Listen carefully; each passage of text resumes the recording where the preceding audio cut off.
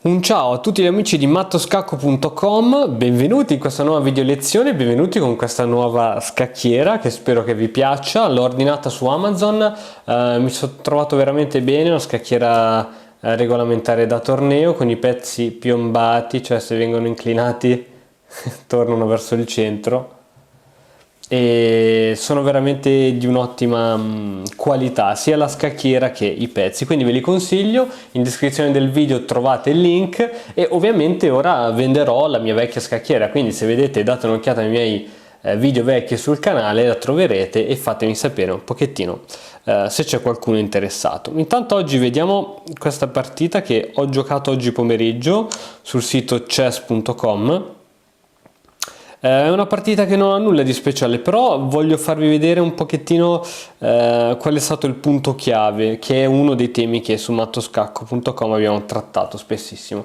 Io sono col bianco, il mio avversario è col nero, apro con cavallo F3, con un'apertura molto versatile, D5, andando così, grazie anche con la mia risposta, a creare una partita di donna,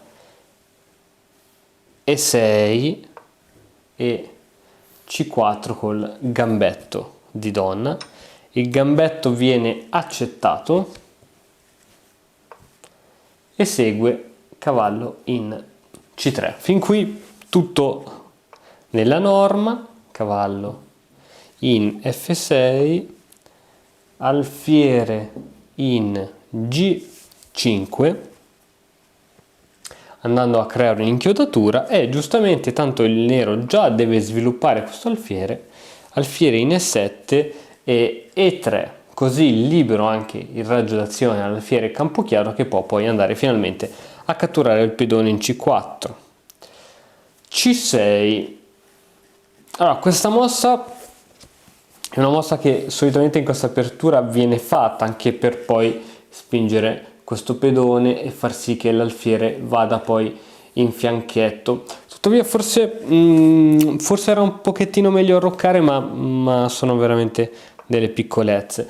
Io gioco a 4, scusate, prima di catturare quel pedone per evitare appunto spinte varie, perché se segue la spinta anche preparata poi con A6, comunque il gioco diventa abbastanza carino. Qui presa di cavallo e poi il bianco va a guadagnare con le torri. Quindi rimettiamo i pezzi come erano prima. Ok, quindi questa è la posizione.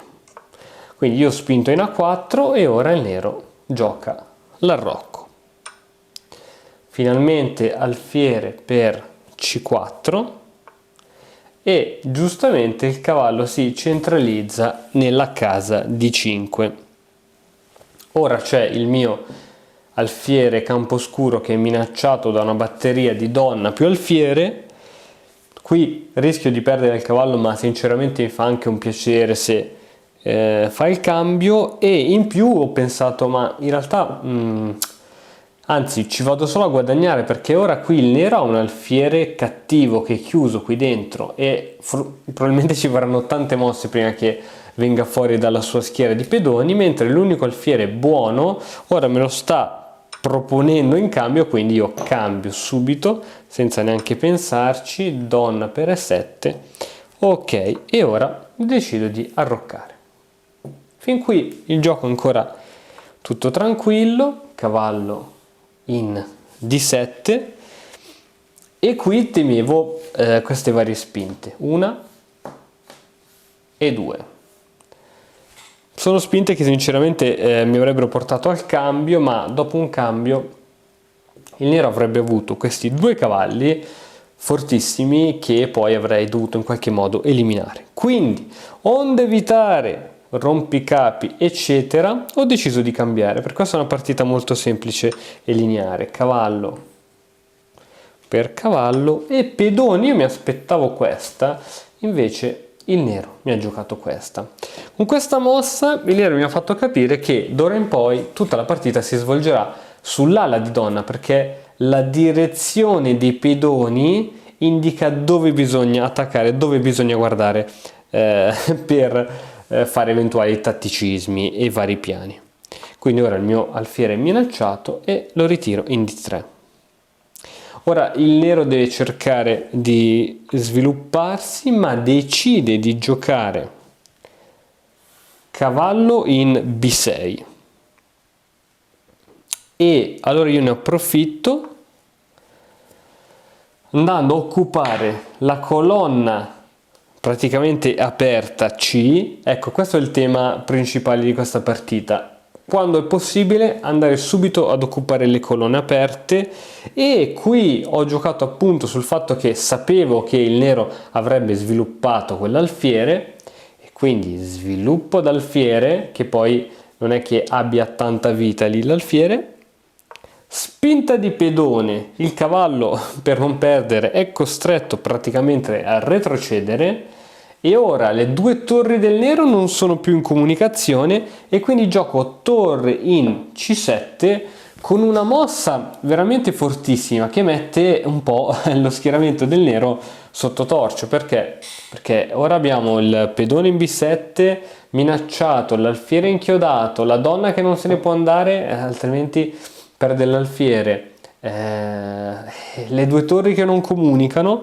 Infatti il nero cerca di giocare torre in B1 per proteggere il pedone, ma a questo punto seguono una serie di attacchi sull'alfiere, quindi il nero cerca di proteggere, ma dopo questo un ulteriore attacco, praticamente il nero o perde un pezzo leggero o perde la donna. Nella continuazione della partita il nero decide di sacrificare l'alfiere, quindi la partita poi continua per altre mosse. Ovviamente questo grande vantaggio poi mi porterà alla vittoria, però quando è possibile controlla le colonne aperte, e poi quando è possibile entrare in settima con la torre e controllarla. Nel momento in cui ti trovi con una torre in settima o addirittura con due, il 50% della partita te la sei messa in tasca.